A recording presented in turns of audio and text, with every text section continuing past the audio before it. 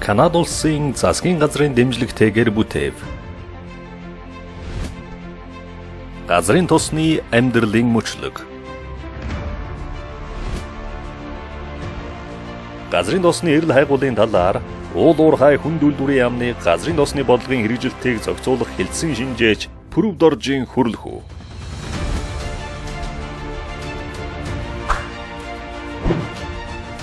За сайн байцгаана та бүхэнд өдрийн мэндийг хүргэе. Газрын засны салбарын мөчлөгтэй холбоотойгоор газрын засны эрэл хайгуулын талаарх мэдээллийг та бүхэнд энгийн ойлгомжтой байдлаар тайлбарлахыг хичээх болно. Ерөнхийдөө газрын тостой холбогдсон үйл ажиллагаа буюу газрын засны амьдралын мөчлөгийг бол үндсэндээ эрэл хайгуул, бүтээн байгуулалт ашиглалт, татан буулгалт гэсэн үндсэн үйл ажиллагаануудад хуваагддаг байгаа. Эдгээрээс миний хувьд бол та бүхэнд хэлж байгаа тэмцэлх асуудал маань эрэл хайгуултай холбоотой асуудал. За газрын засны эрэл гэж юу юм бэ гэдэг асуудлыг та бүхэнд тайлбарлаж өгье. Газрын тосны эрлийн асуудал нь болохоор газрын тостой холбогдсон үйл ажиллагааг тодорхой нутаг дэвсгэрт газрын тос уламжлалт бус газрын тосын хэтийн төлөвийг тогтоох зорилгоор гүйцэтгэж байгаа геолог болон геофизик, геохимийн томь судалгааны ажлыг бол газрын тосны эрлийн ажил гэж хэлж байгаа. Геологчид газрын тосны эрлийн ажлыг яаж явуулдаг вэ гэхээр газрын хөрсөн дээр геологийн маршрутын ажлыг дээж авах маягтайгаар авсан дээжийг зураглал хийхээр цаасан дээр болгож ингэж зураглалын ажлыг бол гүйцэтгэдэг байгаа. Тухайн ажил дээрээс авсан дээж чулуулагаас дээж авдаг. Дээж аваад тухайн дээж маань газрын тосны агуулгач чулуу байж болох нь үүсгэх чулуулаг байж болох уу? Тухайн талбай хэмжээнд ямар хэмжээнд дарахсан бэ? Эдгээрийг бол бүгдийг нь судалж байгаа асуудал юм байна. Тэгээ геологчид газрын гадар дээгүүр явахдаа юуг хайрдаг вэ гэхээр их чулуулагын тархац, суур чулуулагууд нь хаа байна гэх зэрэг нийт бол талбай хэмжээнд бол чулуулагын судалгааг бол харж гүйцэтгэдэг. Үүний дараагаар бол геофизикчид маань ямар ажил хийдэг вэ гэхээр тухайн газрын тос байж болох хэтийн төлөв бүхий чулуулагийг тухайн талбайд дарагдсан хэмжээнд нь судалж тухайн талбай дээр хөндийн хүчний судалгаа, соронзон судалгааны ажил, чичирхийллийн судалгааны ажил зэрэг эдгээр судалгаанууд үйл хийж гүйцэтгэдэг онцлогтой байж байгаа. За тэгээ геофизикчдын маань судалгаагаа яаж хийх вэ гэхээр соронзон хайгуулын судалгааг газрын гадар дээгүүр маршрутын дагуу явж хийдэг. Мөн ялгаа авахгүй хөндийн хүчний судалгааг бол маршрутын дагуу газар дээр нь явж гүйцэтгэдэг байна. Агаарын геофизикийн судалгааг онгоцоор нисэж агаараас сул зураглах маягтайгаар хийж гүйцэтгэдэг. Эдгээр судалгаануудын үр дүнд авсан тайлангаа нэгтгэхэд тухайн талбай дээр газрын засны хэтийн төлөв байна уугүй гэдэг эрлийн ажил үгээр тусдаг. За эрлийн ажлыг яаж байгуулдаг вэ гэхээр газрын застай холбогдсон үйл ажиллагаа явуулахдаа эрлийн ажлыг газрын засны асуудал хариуцсан төрийн захиргааны байгууллагатай гэрээлэгч гэрээ байгуулж үйл ажиллагаа гүйцэтгэдэг ба. Гэрээг 3 жилийн хугацаатаар гүйцэтгэнэ. Гэхдээ энэ гэрээг гүйцэтгэхэд тусгай зөвшөөрөл бол шаардлагагүйгээр хийж гүйцэтгэдэг ийм онцлогтой байж байгаа. Газрын тосны хайгуул гэдэг газрын тосны ордыг нээн илрүүлэх нөөцийг тогтоох зорилгоор хийж байгаа хайгуул судалгааны ажил байна. Муу ялгаа авахгүй эрлийн ажил гүйцэтгэсэнтэй адилхан геологийн, геохимийн, геофизикийн, өрөмдлөгийн тэгээд туршилтын олборлолтын зэрэг эдгээр ажлыг бол хийж гүйцэтгэж байгаа нь бол газрын тосны хайгуулын ажил гэдэгт бол хамаарч байгаа. Газрын тосны хайгуулын ажлыг гүйцэтгэхдээ яаж гүйцэтгэх вэ гэхээр тухайн гүйцэтгэж байгаа гэрээлэгч компани маань гэрээ байгуулсан байх шаардлагатай. Гэрээ байгуулахдаа өнөөдөр Монгол улсад бол бүтээгдэхүүн хуваах гэрээний зарчмаар газрын тостой холбогдсон үйл ажиллагааг бол зохицуулж явж байна. Тэгэхээр газрын тостой холбогдсон үйл ажиллагааг зохицуулж байгаа гэдэг нь бүтээгдэхүүн хуваах гэрээний дагуу гэрээний маань хугацаа хууль заасныхаа дагуу 8 жилийн хугацаатай байгаа. Шаардлагатай гэж үзвэл тухайн хугацааг 2 жилээр 2 удаа сонгох нь бол тухайн газрын засны асуудлаар хэвчсэн байгууллагын эрх үүрэгт хамаарсан байна. За тэгээд гэрээгээ байгуулсны дараа хайгууллахын ажлыг эхлэхээс өмнө газрын застай холбогдсон үйл ажиллагаа явуулах тусгай зөвшөөрлийг авсан байх шаардлагатай. За тусгай зөвшөөрөл авсны үндсэн дээр газрын застай холбогдсон үйл ажиллагааг хайгууллын үйл ажиллагаа бол эхлээд явна гэсэн. Сонгосон газрын доор ямар хэмжээтэй тос байх вэ? Тос байгаа юу үгүй юу гэдгийг бол хайх хэрэгтэй юм байна. Тэгэхээр газрын тос гэж юу вэ гэдгийг манай өмнөх багш маань бол та бүхэн тайлбарж хэлсэн байгаа. Энэ бүгдийг би та бүхэнд энгийнээр тайлбарлахыг оролдож үзүүлье. Газрын тос гэдэг нь өөрөө газрын гүнд хадгалан үлдсэн амтэн ургамал буюу нүрс ус төрөгчийн нэгдлийг бол хэлж байгаа. Шингэн төлөвт, хийн төлөвт, хатуун төлөвт байж байгаа. Эдгээр маань яаж хоримтлагдж яаж бий болдгоо гэхлээр биднэрт бол хамгийн энгийн ухаанаар тайлбарлахад Монгол хүмүүс бол бүгд мах иддэг. мах чанж идэг. Мах идэхэд бол одоо энэ айл адууны мах идж байна, үхрийн мах идж байна, хоньны мах идж байна гэдэг нь өөрөөсөө үнэрээр нь ялгаж таньдаг байдаг. Тэгэхээр энэ үнэр маань юу вэ гэхээр өнөө газрын тоснд үүссэн хий хэмжээ юм байна. Тэгэнгүүт бид нэр таваатай одоо махаа чанахад тагийн ахуйд бол доор нь бол тос томж үлдсэн байдаг. Одоо дээдл дээр. Энэ маань өөр газрын тос, тэрний доотлолт нь шүл гэдэг маань өөр ус байж байгаа. Тэгэхээр газрын дор нөгөө нэг газрын тос маань яаж бүрлж байдгүй гэхээр доор нь ус байх нь, тэгээд тос байх нь, тосныхад дээдл хий байх нь. Тэгэхээр бид нар энийг бол ингээд тос ус тос хий гэсэн ийм гурван төвшөндүүд ингэж одоо газрын гүнд бол байрлаж хадгалагддаг байна. Энэ газрын доор байж байгаа тос маань ямар хэмжээнд байдгийг бэ гэхээр хүмүүсийн бол ерөнхий ойлголт нь бол газрын гүнд ийм хоосон хөндөй зайд тос ингээд өөр ингээд нуур шиг ингээд тогтцтой байдаг юм байна гэсэн ойлголт байгаад байдаг. Тэгэхээр энэ бол бас буруу ойлголт юм байна. Энийг бид нар яаж ойлгох вэ гэхээр одоо өнөөдөр чулуулгийн ан цав нүхсвийн дотор дүүргэж орчиж байгаа тосуулт гэж орчдог газрын гүнд. Одоо энгийн жишээгээр тайлбарлах нь бид нэр йотинг мэддэг те сахар йотинг. Түүнийг бид нэр цайндаа дөрөнгүүд тэр йотин дотор маань нөгөө цай маань уусаад орчдог. Түүнийг бид нар одоо соронгууд дотроос нь чихэртэй бас амдаас орж авдаг. Яг энэтэй адилхан тэр йотин шиг чулуулгийн завсар зай дотор газрын гүнд одоо тос маань өөрөө барьж байдаг байна. За тэгэхээр одоо тос ингээд газрын гүнд чулуулгийн ан цав нүксөөр ингээд дүүрсэн байх нэ. За тэгвэл энэ маань хаагур яаж байрлаж болох вэ? Үүнийг бид нар одоо хайх шаардлагатай болж байна. Эрэл хайгуулыг хийхдээ, эрлээ хийсний дараа хайгуулаа хийхдээ тухайн бүс нутаг дээр дархцгийн хэмжээг тодорхойлно. Ямар талбайд дархсан байх нь боломжтой гэж үзсэн талбай дээр бид нөгөө геофизикийн судалгаануудаа хийж байгаа. Нөгөө дээжийг авдаг, дээжин дээр геофизикийн судалгаа, геохимийн судалгаагаа хийгээд чулуулгийн шин чанарыг тодорхойлоод хөндийн хүчний судалгаагаар нэгээд зураглуудыг гаргаж ирээд давхраар нь үзээд за энэ хэсэг газар дээр байж болох юм байна гэдгийг тодорхойлж байгаа. Энэ дээрээс харахад газрын тосны судалгааны хамгийн гол судалгаа одоо сүүлийн үед дэлхийд дахин өргөн хэрэглэж байгаа судалгаа бол чичирхийллийн судалгааны ажил байдаг. Чичирхийллийн судалгаа гэдэг маань юу вэ гэхээр газрын гүнлүү долгион үүсгээд ойсон долгионыг хүлээж авч бичдэг асуудал. За энийг ингээд тайлбарлахаар хүн бас ойлгоход хүндрэлтэй гэж магадгүй. Энийг хамгийн энгийн жишээ нь одоо бид нэр эрүүл мэндийн үзлэгт хамрагддаг. Одоо хүн одоо биеийнхээ эрхтнийг ямар төвшөнд байна вэ, өвчтөй нь өвчлөггүй байныг үзүүлэхэд тулд эхо аппаратаар харуулдаг тийм үү. Эхо аппарат нь хүний буй эрхтнийг хаана ямар байралтай байна, одоо хэнд байгаа хэмжээсээ томорсон байна уу, багассан байна уу гэдгийг бол эхо аппаратаар бол шинжилдэг. Мөн түнтэй адилхан бид нар бас зүрхний бичлэг хийлэгдэг. Зүрхний цахилгаан бичлэг хийлгэхэд долгионууд бол өөрснөө гэж цаасан дээр хэвлэгдэж гарч ирдэг. Тэгэхээр яг энэ долгион энэ бичиглэг хийдэгтээ мөн адилхан газрын гүнд байж байгаа тэр чулуулаг ямар хэмжээнд тархсан байна вэ? Энэ хэсэг бага хэмжээтэй байх юм бол нөгөө хэсэгт их хэмжээтэй байна. Эдгээрийг одоо бид нэр олж ядах юм тулд нөгөө чичирхийллийн судалгааны гэдэг ажлыг хийж байгаа. Нийт талбай хэмжээнд уртаашаа ямар хэмжээтэй байх вэ, өргөөшөө ямар хэмжээтэй байх вэ гэдгээс хамаарат чичирхийллийн судалгааг юм. За чичирхийллийн судалгааг хийхэд үндсэн хоёр арга байдаг. Нэг нь вибраторын арга, нөгөөх нь дислэгээний арга гэж. За дислэгээний арга гэдэг нь ямар шиг арга байдг вэ гэхээр нөгөө нэг үүсмэл долгионыг үүсгэхийн тулд бага хэмжээний гүн өрөмдөөд өрөмцөн цоногтой чичиргээ үүсгэх дислэгээний бодисыг хийж түүнийг одоо дислэгээ хийж чичирхэл хийж долгион явуулдаг. Үүсэн одоо өгсөн долгионыг хүлээж авахын тулд тэнд геофон буюу хүлээ авахч мэдрэгчүүд тавигддаг ба. Тэр мэдрэгчүүд маань өөрсдөө яадаг вэ? Ойсон долгионыг буцааж хүлээж авдаг. Ингээд ойсон долгионыг хүлээж авснаар долгионын хэмжээгээр бичиглэл бол хийгддэг. Тэгэхээр энэ долгионы бичиглэл хийгдсэний дараагаар тухайн газрын гүнд байж байгаа тэр чулуулгын маань одоо бүтэц зохион байгуулалт нь ямар байна вэ? Ямар хэсэг дээр нь газрын тос байж болох уу гэдгийг бол манай геологчд өөрсдөө судалгаагаар гаргаж ирж тэрэн дээрээс тайллаа бол гаргадаг. Тэгэхээр тайл хийсэн тэр бичиглэгийн дагуу дараагийн шатны үйл ажиллагаа явагддаг байж байгаа. Одоо бидний үзэж байгаа энэ слайдн дээр бол тухайн газрын тос байж болох юм гэсэн энэ талбай хэмжээг бол ингэ ялгасан байна. Энэ талбай маань ингээд дээд болон доод хэсгээр уулаар хүрээлэгдсэн байна. Мөн талбайн зарим хэсэгтээ бол ингээд нуур байгаагаар энэ зургатаар төсөөлөгдсөн байна. Дээгүүр нь явсан байгаа энэ шугамнууд бол өнөө бидний одоо геологчд, геофизикчд маань газар дээгүүр нь яваад энэ хэсэгт одоо газар тос байж болох юм байна гэж үзсэн. Тэр нөгөө нэг хитийн төлөвтэй байж болох талбай маань.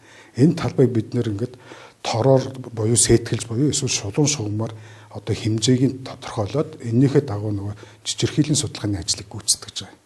За энэ слайд дээр маань яг нөгөө бидний түрүүч хэлсэн дислэгээний арга буюу вибраторын арга гэдгийг бол энэ дээр бол тайлбарлсан байж байна. За яадаг байх нөхлөө дислэгээний аргаар одоо жишэрхээ өгөхөд доош нь гүнлүү ойсон долгион маань буцаж ирээд одоо энэ геофон буюу нөгөө мэдрэгч дээр одоо хүлээн авдаг. Хүлээн авсан мэдрэгчийг цаана боловсруулалтын одоо шууд одоо компьютер боловсруулалтын одоо багажаар тэн дээр боловсруулалтаа гаргадаг. Тэгэхээр боловсруулалт гарч байгаа юм маань яаж юм гэхээр энэ одоо слайдер үзүүлсэнтэй ялгаа байхгүй энэ юу зүсэлтүүд гараад ирсэн байна. Зүсэлтүүд маань нөгөө зүрхний бичлэгийн зүсэлт яаж гардаг вэ гэдэгт адилхан тийм тоон утгатай одоо бичиглүүд бол гарч ирдэг. Энэ бичиглүүдийг бүгднийг нэгтгэхэд хөндөнгөөр нь харах юм бол газрын гүний одоо чулуулгын нөхцөл байдал тодорхой болох юм байна. За энэ дээд талбай одоо манай боловсруулалтын инженерүүд ажиллаж байна. Боловсруулалтын инженерүүд маань бол одоо манай эмч нартай адилхан одоо нөгөө гарч ирсэн зүсэлтээр гарч ирсэн нөгөө бичиглүүдээ бол тайлал хийж байгаа. Эдгээрийг тайлал хийхэд доотлолт нь байж байгаа станцаар хүлээж авсан мэдээллийг энэ дээдлийн одоо манай инженерүүд бол ингээд боловсруулалтаа хийж сууж байна гэсэн. За бидний сая хийсэн жижигхийлэн судалгааны үр дүнд ийм одоо юу гарч ирэх нь. Зүсэлт одоо ийм одоо хүн харахад бол юм мэддэхгүй юм эрен л ийм юмнууд байх нь. Энэ дээр манай геофизикч геологчд маань ажиллана. Хаагуур нь хагарлагсан байна. Хаагуур нь ямар өргөдөл өгөгдсөн байна. Нөгөө тос маань хаана байж болох вэ? Хаана очиод хоримтлогдсон байх уу гэдгийг бол ингээд дээрээс бол гаргаж ирж судалж байгаа. Тэхийн тулд эдгээрийг 2 хэмжээст буюу 3 хэмжээст жижигхийлэн судалгааны ажлыг үр дүнгээр тогтоодог. Тэгээ компьютерт нөгөөдхөө оруулж одоо авсан мэдээллүүдээ нэгтгэхэд 3 хэмжээстээр тухайн газарт ямар хэмжээний тос байна вэ гэдгийг бол бид нэр эрэл хайгуулын ажлаа үр дүнгийн бол гаргаж ирж байгаа. Энэ гаргаж ирсэн 3 хэмжээст зураг дээрээсээ бид нэр өрөмдлөгийн ажлыг төлөвлөнө. Өрөмдлөгийг одоо хаана өрөмдөл тос байж болох уу гэдгийг бол тодорхойлж байгаа. Тэгэхээр тэрийг бол тодорхойлж байгаа нь бол бүгд эргээд нөгөө физикчд болон геологчдын ажлын үр дүн байх. За бид нөгөө гаргаад ирсэн одоо зүсэлтүүд дээрээсээ одоо ингээд тайл хийгээд газар нутас байж болох цэгээ тодорхойллоо. За одоо яах вэ гэхээр дараа нь бид нэр тухайн газарт газрын тос байна уугүй юу гэдгийг одоо яг өөрсдийнхөө нүдээр харж гараар барьж үзэхийн тулд түүнийг өрөмтгөх шаардлагатай болдог. За өрөмтлөгийн ажил гэдэг маань бидний ер нь нийт хүмүүс маань бол манайхан мэддэг геолог уурхайн чиглэлээр явагдаж байгаа өрөмтлөгийн ажил бол ойролцоогоор 100-аас 200 м, за дээдлэн 500 м хүртэл өрөмддөг ийм бол өрмийн тоног төхөөрөмжүүд байдаг. Өөрөө явагч буюу машин дээр суурьлагдсан өрөмнүүд байдаг. Зарим нь бол өөрөө яваад өрөмждөг ийм юмнууд байдаг. Ийм өрөмлийн тоног төхөөрөмжүүд байдаг. Тэгэхээр газрын тосны өрөмдлөг гэдэг нь ямар шиг асуудал байдаг вэ гэхээр одоо бидний одоо харж байгаа энэ өрмийн цамхыг бол энэ дээр байршуулсан байна. Энэ өрмийн цамхын маань өндөр бол 46 м өндөртэй байдаг. Тэгээд энийг ажилуулах тэр өрмийн одоо эргэлтийн хүчийг сайжруулах дээр зориулаад бол 3 том генератор ажилладаг. Тэгээд одоо өрмийн тоног төхөөрөмж одоо багц хэрэгсэлгээд ярих юм бол энэ дээрээс их олон юм бол нэгжиж нэг цаг цөмийн одоо ийм багц тоног төхөөрөмж бол үүсдэг байж байгаа. Газрын гүнийг өрөмтөхөд одоо Монгол улсын жишээн дээр бол хамгийн наазах нь бол 1500 м-ээс 3000 м хүртэл өрөмтсөн байдаг. Тэгэхээр 3000 м өрөмтнө гэдэг нь юу гэсэн үг вэ? Одоо хөдөө орон нутагт одоо амьдарч байгаа хайлууд бол аль сайхалтын зайтай тий. 3 км гэдэг бол бас нэлээд урт шүү. Одоо эндээсгээд багцаалаад үзвэл. Тэгэхээр хөндлөнгөөр нь харахад бид нар 3-аас 5, 6, 7 км хүртэл одоо газрын гүнлөө өрөмтдөг юм хүчин чадалтай юм өрөмнүүд байх нэ. За газрын тасыг одоо өрөмтөхдөө яаж өрөмтөг байх нь вэ гэхээр газрын гүнлөө өрөмдөөд явлаа. Одоо үндсэн чулуулагт ороод ирэхэд өрмийнхөө одоо өрөмийнхөө багажийг татаж суулж аваад тэр дээр хамгаалтын яндан суулгаж өгдөг. Энэ хамгаалтын яндан маань ямар яндан байдаг вэ гэхээр одоо энэ гүнд байж байгаа одоо бидний ахуйн зориултад хэрэглэдэг цэнгийг ус эдгээрийг хамгаалах зорилттой хамгаалтын яндан гэж суурилуулж өгдөг. Түүний гадна талаар нь цементлээд түүнийг бэхжүүлсний дараагаар дотор талаар нь дахин өрөмдлөгийн ажлыг цааш үргэлжлүүлдэг. Энэ үргэлжлээ цаашаа 1000 м юм уу 2000 м үргэлжлээд дахин тэр дотор хамгаалтын яндаг суулгаж. Хамгаалтын яндаг суулгаж өгсөний дараагаар дахиад гадна талаар цементэлнэ гэсэн. Тэгэхээр нэг цоногийг эхний ээжэнд хэд байх нь 1-2 удаа цементэлж одоо баталгаажуулж байна.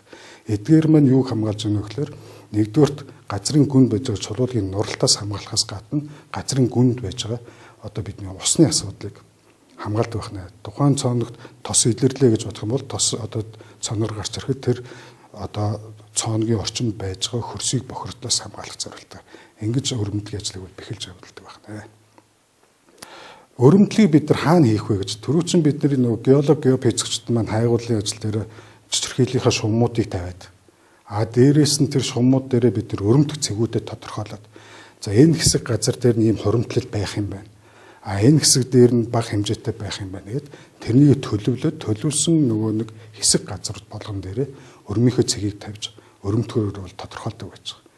За одоо бид нар хайгуул өрөмдлөгсөн энэ слайд дээр бол одоо тухайн талбай дээр гүйцэтгэсэн сейсмийн ажлуудын үр дүнгээр өрмийн цэгүүдийг тодорхойлсон нь бол харуулж байна. Одоо энэ хар цэгээр тодорхойлсон байж байна тийм. Энэ нь бол өрөмдөх цэгүүд байна гэж ойлгож болох юм.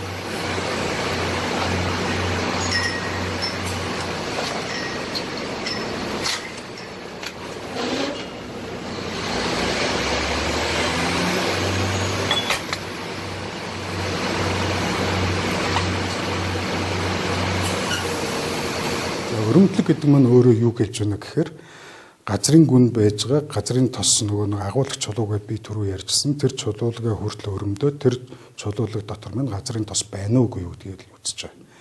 За газрын тостой гэж одоо тос илэрлээ гэж үзэх юм бол бид нэр тухайн цооногийг яах нь дараа нь бол үнэлгээ өгөх нь. Тэгэхээр тэр үнэлгээ гэдэг нь юу гэсэн үг вэ гэхээр тэр тос маань ямар хэмжээтэй тос вэ? Шин чанар нь ямар вэ? Дархц нь ямар хэмжээнд байх вэ гэдгийг үнэлгээ өгдөг. Тэгэхээр үнэлгээний асуудлыг бол одоо дараагийн багш маань одоо үнэлгээний асуудлыг наривчлан тодорхой тайлбарлах учраас би үнэлгийг энэ хүргээд орхив. Цооногийн хайгуул гэх түрүүчин бид нар хэлсэн цооногийг яадаг өрөмдөд бидний нөгөө нэг тостой гэд үзээд байсан нөгөө нэг бүтц дээр мань өрөмцөн чинь тос байхгүй л яах вэ гэж. За тэгэхээр газрын тосны хайгуулаас татан буулах хүртэл бүх үйл ажиллагаанд байгаль орчны асуудал давхар явагдчихад. Байгаль орчныг яаж хамгаалах вэ? Нөхөн сэргээх үү гэдэг асуудал. За нөгөө өрөмцөн цооног маань хуурай гараад ирлээ гэхэд стандартын дагуу тэрэн дээр бол цооногийн хаалтыг хийдэг. Цооногийн гүнд нь одоо бөглөж гагнуураар гагнаад ямар нэгэн одоо тэндээс уусмал бөгөөд тос юм уу усны одоо газар гаргаж ирэхгүй тул таглаад ингээд тэр тухайн стандартын дагуу байгаль орчныг нөхөн сэргээдэг. Өрмийн цооногоо хагалж битүүлэхээс гадна өрөмдлөг явуулсан талбайн орчныг бас цэвэрлүүлж техникийн болон биологийн нөхөн сэргээлтийг хийж тухайн үед нь бол одоо хийгээд явдаг байж байгаа. За цооногоос одоо тос гарлаа гэж үзье. Тосны шинж тэмдэг илэрлээ гэж үзье. Тэгэх юм бол тухайн цооногийг одоо эдийн засгийн хувьд үнэлэх боломжтой юу гэдгийг бас тодорхойлох хэрэгтэй. Тухайн цооногт гарч ирж байгаа тос маань эдийн засгийн хувьд үр ашигтай юм байна гэж үзэх юм бол тухайн цооногийг одоо туршилтны олборлолтод бэлдэж тухайн цооног нь туршихад одоо хичнээн хоногт хичнээн бариал тос буюу хичнээн тон тос өгч өгнө гэдгийг бол дуршдаг. Тэгээд туршилтын үйл ажиллагааны дараа тухайн цооногийг хаагаад тоноглолын одоо суйрлуулад тэгээд дэрийг бол олборлолтод шилжүүлэхэд бэлдээд орхидог байж байгаа. Дараагийн шатанд бол цооног өөрийн даралтаар гардаг ч юм уу эсвэл эдийн засгийн хувьд үр ашигтай байна гэж утсан тохиолдолд мөн ялгаа авахгүй туршилтын ажлыг хийгээд цооногийг битэмслээд орхино. За эдгээрийг яагаад битэмслээд орхиод байна гэдэг вэ? Хайгууллын үе шат хүртэл туршилтын олборлолтыг бол явуулж цооногийг бол явуулж болдог. Үүнээс хойш яах вэ гэхээр нөгөө тухайн одоо талбайд дарахсан байгаа газрын тосны хэтийн төлөвийг үнэлгээний ажил хийгдэх хэрэгтэй болдог. Тийм учраас эдгээрийг бүгдийг нь хаагаад ашиглалтанд бэлдээд үнэлгээнд бол бэлдэж өгдөг. Ийм очиртай юм байна. Эрлээс ахуулаад хайгуул хүртлийн хугацаанд ямар ажил хийгддэг байх нь вэ гэхээр геологчид маршрутаар явж газрын гадар дээр явж одоо чулуулаг болон шин чанаруудын физик механик шин чанаруудыг судалдаг байна. Мөн геологийн зураг зохиодог байна. Үүний дараагаар тэр тухайн геологчдын явсан маршрутын дагуу хэтийн төлөвтэй гэж үзсэн талбайд геофизикийн судалгааны ажил хийгддэг байна. Геофизикийн судалгааны ажилд ямар ажлууд байдаг вэ гэхээр соронзон хайгуул, хөндийн хүчний судалгаа, агаарын соронзон судалгаа гэдэг эдгээр ажлууд хийгддэг байна. За эдгээр ажлуудыг хийгдэд зураглал гараад тэр зураглалыг давхардуулаад за хэтийн төлөвтэй гэж үтсэн нөгөө талбайгаа ялгаад одоо нөгөө чичирхийллийн судалгааны ажил хийгддэг. За чичирхийллийн судалгааны ажлыг түрүүн зурагт үзүүлж байсан ямар шугамар, ямар торлоор, ямар хэмжээтэй хийдэг вэ? Наривчлаас хамаарат хоорондын зан ямар ах вэ? Хүлээ авахчийн зай ямар ах вэ? Тухайн одоо судалгаанд аль аргыг ашиглах вэ? Вибратороор ашиглах уу? Эсвэл нөгөө цооног өрөмдөд дислэгтэйгээр ашиглах уу гэдэг асуудал байдаг. Ер нь бол үнэлгээ газраас авч байгаа үр дүнг илүү сайн амнах юм бол нөгөө дислэгээр хийгдсэн чичирхийллийн судалгааны ажил маань өөр үр дүн сайтай болдог. Ийм байх. За тэгээд чичирхийллийн судалгааны ажлын дараагаар нөгөө нэг тодорхойлсон цоонуудынхаа цэгүүдийг байршуулсан газар дээр өрөмдлөгийн ажлыг хийдэг байна. Өрөмдлөг гэдэг маань юу байх нь вэ гэхээр нөгөө 46 м өндөртэй газрын гүнлөө 7000 м хүртэл өрөмдөх хүчин чадалтай ийм том бүтэн ийм одоо өрмийн тоног тохиромж суур машин байх нэ. Эдгээр нь өөрөө бол олон хэсгээс бүрдэлтэй байдаг. Тэгээд тухайн цооног өрөмдөд өрөмтгтөө бид нэр байгаль орчныг яаж хамгаалах вэ? Энэ бүгдийг та бүхэн сая ингээд ойлгомжтой болов уу гэдгээр энгийнээр үргэлж тайлбарлаж өглөө. За ингээд анхаарал тавьсан та бүхэнд баярлалаа.